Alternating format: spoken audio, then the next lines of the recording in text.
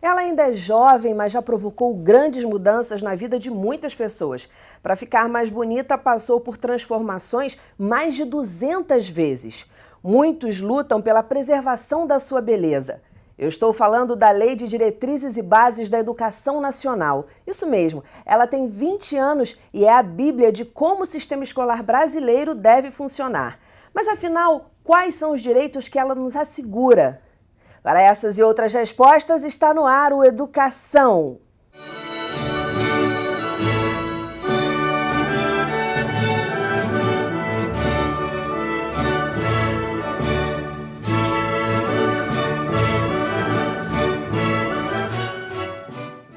Meus convidados de hoje são o professor, mestre, doutor em Ciências da Educação, deputado Valdec Carneiro, e o professor de Política Educacional, doutor em Educação, Pablo Bispo dos Santos. Muito bem-vindos ao programa. Muito obrigado. Vou começar perguntando, na prática, quais são as questões que a lei aborda? Olha, Dani, como uma lei geral da educação, que decorre diretamente da Constituição de 88, e das lutas sociais também, é claro, mas a LDB trata, portanto, de todos os grandes temas relacionados à estrutura e ao funcionamento da educação nacional. Portanto, ela aborda questões relacionadas à fixação da etapa obrigatória de escolaridade no Brasil, ela define as questões relacionadas às competências dos entes federados, dos estados, dos municípios, do Distrito Federal, da União, em matéria de oferta da educação. Ela define as diferentes etapas e níveis em que a educação nacional está organizada, educação básica, educação superior, dentro da educação básica, a educação infantil, fundamental, médio, enfim, define questões de financiamento, questões de currículo, todas as questões que dizem respeito à estrutura e ao funcionamento da educação escolar, desde a educação infantil à pós-graduação. É uma lei bem ampla, né, Bastante, professor? Bastante. E, sim, nós poderíamos dizer, complementando a fala do colega, e, aliás, em primeiro momento, eu gostaria de marcar, eu me sinto honrado pelo convite de estar aqui com vocês. Nossa, a honra é nossa. Sim. E algo que pode ser colocado inicialmente é o fato de que ela estabelece tanto limites quanto possibilidades. É uma lei ampla, conforme bem colocada, com vistas a tentar abranger tudo que diz respeito à educação no país, especialmente no que diz respeito à educação escolar. E então, devido à sua amplitude, ela fixa não somente os fundamentos, e aí nós estamos falando das bases, como ela projeta para o que seria o futuro, e hoje já se verifica como futuro, temos 20 anos de LDB, no que diz respeito ao direito à educação e ao funcionamento dos sistemas educacionais. É importante ter em conta que a LDB trabalha com uma perspectiva que é a de uma espécie de unidade na diversidade, ou seja, ela concede uma certa autonomia aos sistemas de ensino, desde que obedecidas normas gerais que são fixadas pela LDB e anteriormente pela própria Constituição Federal. Isso é perfeito, né, deputada? Agora, muito embora ela tenha 20 anos, quer dizer, jovem para a nossa idade, muita coisa ainda precisa ser feita. Por exemplo, quando o senhor diz que ela estabelece a competência dos entes federados em relação à oferta de educação. Então, o senhor me corrija se eu estiver errada. Por favor. As prefeituras ficam com a oferta do ensino fundamental, não é isso? É mais ou menos isso. E o Estado fica com a oferta do ensino médio? É mais ou menos isso? Você sabe, Dani, que frequentemente isso dá um bom debate com os estados, com os secretários estaduais de educação, por exemplo, porque, na verdade, o ensino fundamental, que era até muito recentemente a única etapa obrigatória, que isso modificou, aliás, foi uma das mudanças que a LDB sofreu. Mas até muito recentemente, só o ensino fundamental era considerado uma etapa obrigatória. E o ensino fundamental, definido pela Constituição, e isso foi corroborado pela LDB, ele deve ser oferecido com base no princípio da colaboração entre estados e municípios. Então não dá para dizer que o fundamental é apenas a atribuição dos municípios. Ele é uma atribuição dos municípios compartilhada com os estados. Então os estados não estão isentos, né, da responsabilidade de oferecer o ensino fundamental. Porém, os estados têm uma atribuição exclusiva, que é o ensino médio. E os municípios têm uma atribuição exclusiva, que é a educação infantil. A educação ótimo. infantil. E o ensino fundamental seria, por assim dizer, uma espécie de interseção. Né? Ótimo esse esclarecimento. Para ver o compartilhamento. O que tem acontecido, inclusive no Rio de Janeiro, há cerca de 10 anos, pelo menos, isso se intensificou, é uma compreensão, eu diria, um pouco canhestra por parte do governo do Estado, no sentido de se desvencilhar do ensino fundamental sob uma interpretação de que ele seria dos municípios. Não é verdade isso. Né? É clara a Constituição e é clara a LDB quando atribuem também aos estados a responsabilidade de oferecer ensino fundamental, de preferência de maneira coordenada, articulada, ou seja, em cooperação, em colaboração com o ente municipal. Foi ótimo o senhor esclarecer isso, porque eu já acompanhei vários debates em que falavam isso. Não, o Estado é responsável só pelo ensino médio. Não é verdade, então, educação infantil, prefeitura, ensino fundamental, essa interseção, colaboração Estado e município, e ensino médio, Estado. Isso, e isso é ainda mais importante agora, Dani, professor Pablo, claro. Quando a educação infantil, parte dela pelo menos, também se tornou obrigatória. Né?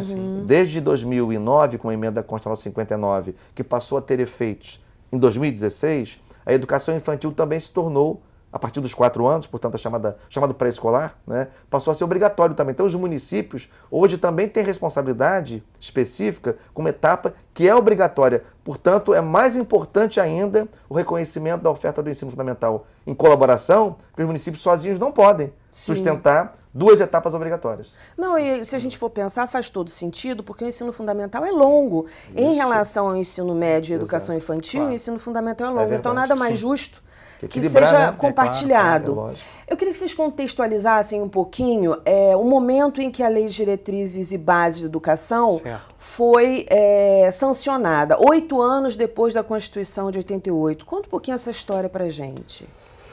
Então, Pablo, você pode me ajudar muito, mas na verdade, como eu disse um pouco mais cedo, a LDB ela é produto de movimentos sociais que se reorganizaram no Brasil a partir do final dos anos 70, quando a ditadura civil-militar começava a arrefecer, sob forte pressão das ruas, e então o Brasil caminhou na direção de uma Assembleia Nacional Constituinte, com o final da ditadura, foi o principal marco da redemocratização, e a Constituinte apresentou também a necessidade de um novo ordenamento legal para a educação. Né? Enfim, então, isso se deu logo depois da Constituição. E a tramitação da LDB foi um pouco sinuosa, porque começou com um deputado chamado Otávio Elísio, de Minas Gerais, que foi procurado pelos movimentos sociais da educação que tinham produzido uma minuta de LDB. Né?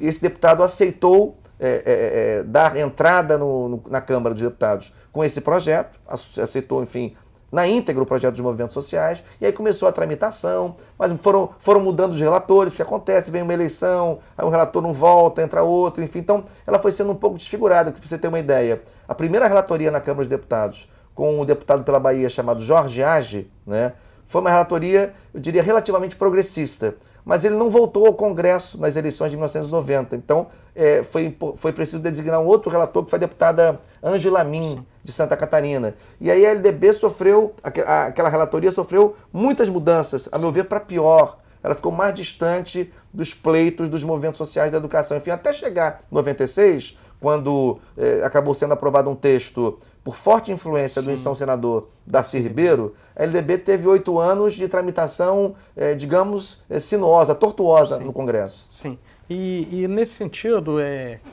quando ela é aprovada, ela surge com algumas características que espelham em parte o pensamento do Darcy Ribeiro, no sentido de tentar conciliar setores que estavam em conflito aberto, né, conforme o Waldeck coloca, havia um projeto de LDB que foi sendo desfigurado ao longo do tempo, resultante das lutas sociais, resultante dos movimentos progressistas, e havia também pressão pelo outro lado, setores ligados aos grandes empresários do ensino, setores conservadores das igrejas à época. E aí Darcy Ribeiro tenta conciliar isso. Por isso a LDB ela possui muitas vozes dissonantes dentro da sua própria estrutura. Eu diria, sem nenhuma sombra de dúvida, e aí quero lembrar as palavras do grande Carlos Jamil Cury, quando ele coloca que a LDB, ela não somente não é uma lei qualquer, mas ela tem dentro dela 2 eixos de sentido. Um deles é a flexibilidade.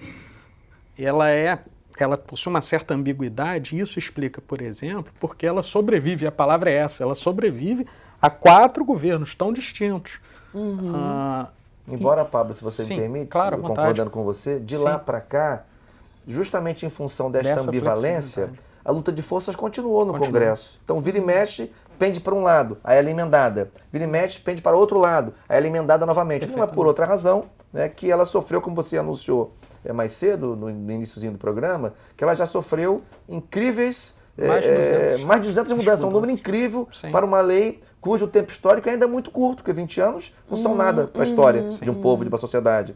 Então isso tem a ver com essas lutas, que não foram propriamente, ficaram meio sem desfecho, não é? Exato. O texto da lei, como o Pablo afirma com razão, encerra essa ambiguidade. Tanto é assim que as lutas continuaram em torno dela e vira e mexe ela é emendada para um lado ou para o outro em função da correlação de forças prevalente naquele momento. Perfeitamente. E de modo a ilustrar isso que o professor Waldeck coloca, eu posso citar 2 exemplos. Um exemplo é a lei que vem a alterar a LDB, a Lei 12796 de 2013, que, por exemplo, ela transforma em obrigatório todo o trajeto da educação básica, indo de 4 a 17 anos. Ela amplia, Ela né? amplia e altera o texto no que diz respeito à educação especial, vindo a incluir os que possuem superdotação, altas habilidades, etc. E, nesse sentido, podemos dizer que ela amplia direitos. Por outro lado, neste momento exato, está acontecendo o que consideramos uma retração, na medida em que a MP 746 ela vai, de certo modo, restringir a flexibilidade, por exemplo, de organização das redes, quando ela faz menção a uma base nacional curricular comum que não está totalmente discutida, mas que vai servir como parâmetro de estruturação do ensino médio, por exemplo.